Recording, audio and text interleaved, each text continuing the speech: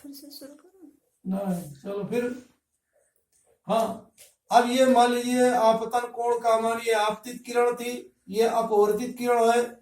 आपतित किरण का मान हमने 30 से बढ़ा के 35 अंश कर दिया। अब ये अपवर्तित किरण क्या हो जाती है, इसका मान और बढ़ गया, ये यहाँ हो गया, ये रहा मान लीजिए 80 अंश, अब हो गया मान लीजिए 88 अंश हो गया। ये कोण बढ़ गया, अपवर्तन कोण का मान बढ़ गया।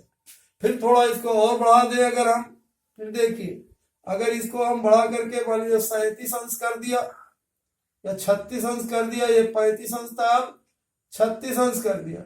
अब हम देखते हैं कि 88 के बजाय ये अपवर्तन कोण 90 डिग्री का हो गया है, इस दिशा में अपवर्तित किरण जा रही।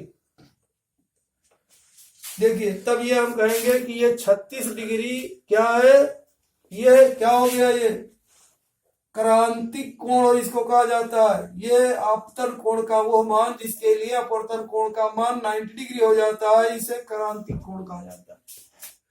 अब अगर हम इस थोड़ा सा भी मान इसका बढ़ा दें, जैसा कि देखिए आप, ये मान लीजिए 36 के बजाय आपने 37 डिग्री कर दिया, इसे इस आपतन कोण का मान 37 डिग्री आपने कर दिया, ये क्या हो जाता है, ये बजाय इधर जाने के अब इसी तरफ लौट जाती है, इसको कहते हैं टोटल इंटरनल रिफ्लेक्शन। ये हो गया 37 डिग्री सेल्सियस, ये भी हो गया। क्यों 37 डिग्री से का 37 डिग्री हो गया, ठीक है।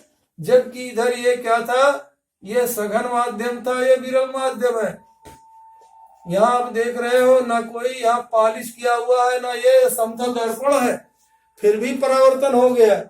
तो ऐसा परावर्तन जिसमें दर्पण ना हो, समतल दर्पण ना हो और सघन से विरल माध्यम में कोई किरण आती हो, तो यदि आपतन कोण का मान बढ़ता चला जाए तो एक अवस्था, एक स्थित पोजीशन ऐसी आ जाती है कि उस अपवर्तित किरण का बजाय अपवर्तन होने के परावर्तन होने लगता है।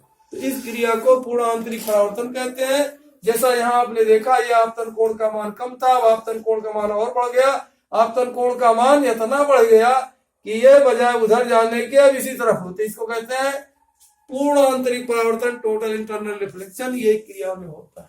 ये रहा पूर्ण आंतरिक परावर्तन, क्रांतिक कोण एंड टोटल इंटरनल रिफ्लेक्शन।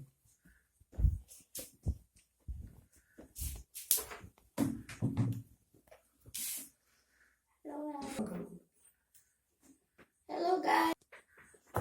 वर्ण विक्षेपण, वर्ण विक्षेपण या स्पेक्ट्रम, स्पेक्ट्रम श्वेत प्रकाश की किरण का, श्वेत प्रकाश की किरण का, श्वेत प्रकाश की किरण का अपने अवयवी रंगों में, अपने कंपोनेंट्स में, अपने अवयवी रंगों, कंपोनेंट कलर्स में अलग हो जाना वर्ण विक्षेपण कहलाता है। वर्ण विक्षेपण या स्पेक्ट्रम कहलाता है। वर्ण विक्षेपण कहलाता है। यदि हम श्वेत प्रकाश की किरण को,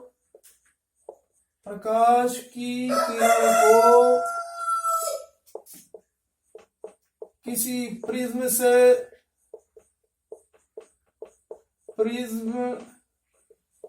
से गुजार कर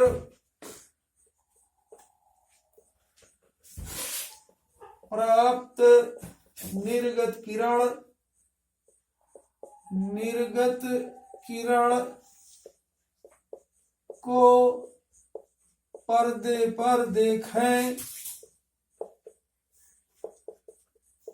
तो सभी अवयवी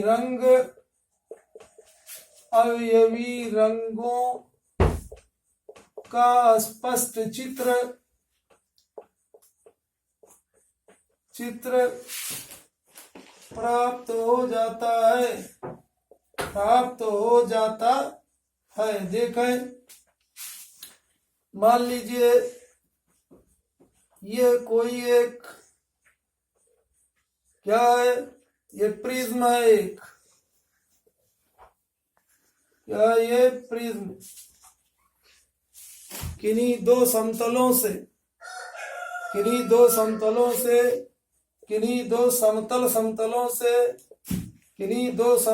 से घिरा पारदर्शी माध्यम प्रिज्म कहलाता है। एक ये है, दूसरा ये इस तरह से घिरा हुआ ये माध्यम क्या हो गया, प्रिज्म।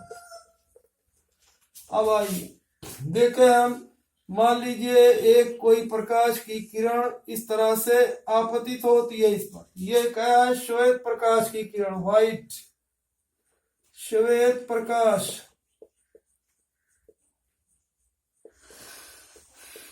ये क्या होगा, अब देखिए आप, यहाँ पर ये अविलंब हो गया, ये पृथककारी तल इधर वायु का माध्यम है, ये कांच का माध्यम है, ये मान लीजिए कांच का माध्यम है, ये वायु का माध्यम। तो आप जानते हो जब कोई किरण विरल से सघन माध्यम में जाती है तो वो अविलंब की ओर झुक जाती है, यह आपतित किरण थी, यह आपतित किरण को जाना चाहिए था इस तरह से, ये हो गई आपतित किरण। लेकिन ये क्या होती है,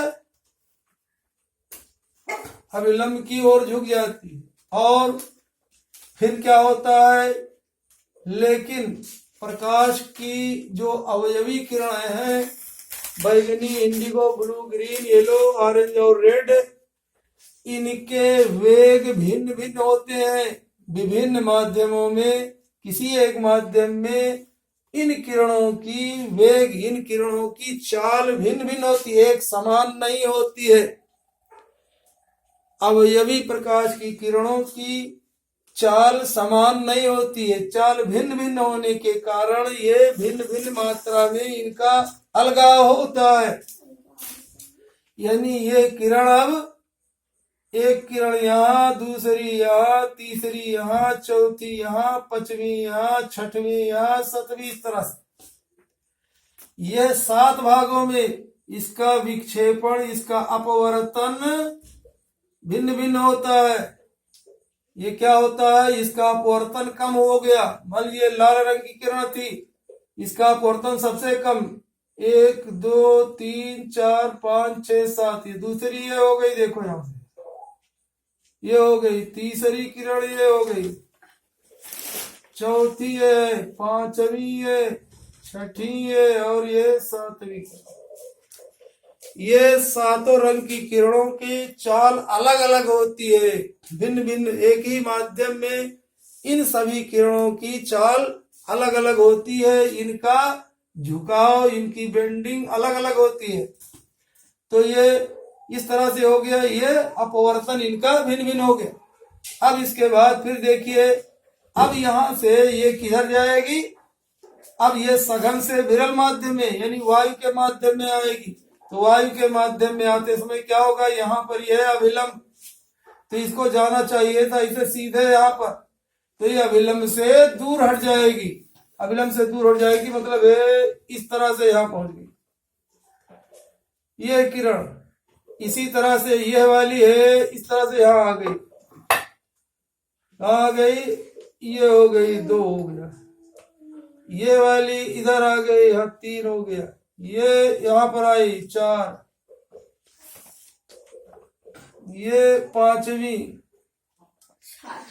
ये 6 हो गई, ये 7वीं हो गई। अब ये किरण यहाँ अगर हम एक पर्दा खड़ा कर दें तो ये क्या है, ये पर्दा, इस पर ये 7 रंग अलग अलग दिखाई पड़ने लगते हैं। सबसे ज्यादा विचलन जिसको कहते हैं, अपने रास्ते से विचलित हो जाना, हट जाना, विचलन कहलाता है। सबसे अधिक विचलन किसका होता है? बैगनी का, बैगनी रंग का। यहां बनेगा, ये क्या है? इंडिगो, बैगनी। हाँ, या नीला जिसको कहते हैं हम लोग। फिर ही कहा गया आसमानी नीला, इसको आप कहेंगे क्या? आसमानी नीला। आसमानी, कुछ लोग आसमानी नीला कहते हैं, कुछ लोग आसमानी हरा कहते हैं, जो भी कहिए, आसमानी नीला। ये हो गया, नीला। ये हो गया क्या? हरा। क्या हो गया ये? हरा। ठीक है। ये हो गया कौन? ये आसमानी नीला। क्या कहेंगे इसको? आसमानी नीला। आसमानी नीला, आसमानी नीला कौन हो गया ये?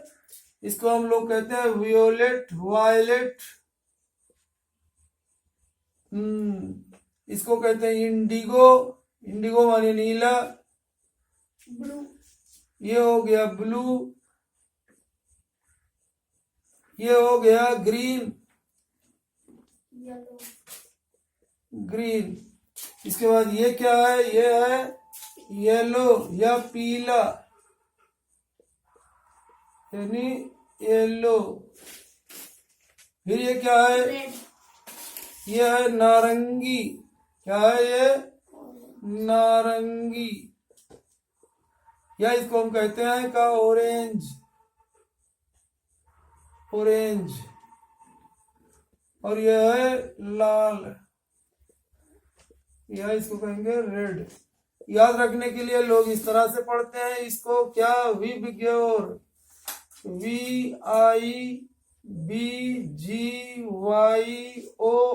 विबग्योर। वैनिया। क्या हो गया?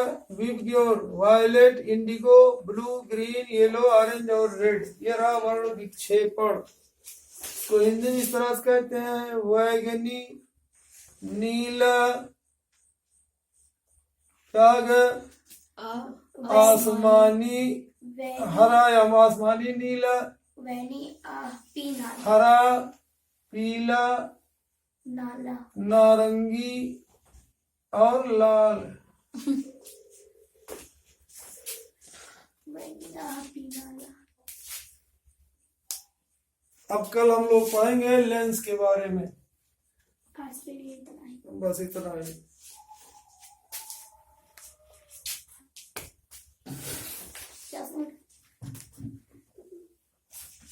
बुद्धि आ गई है कि तू बंगला।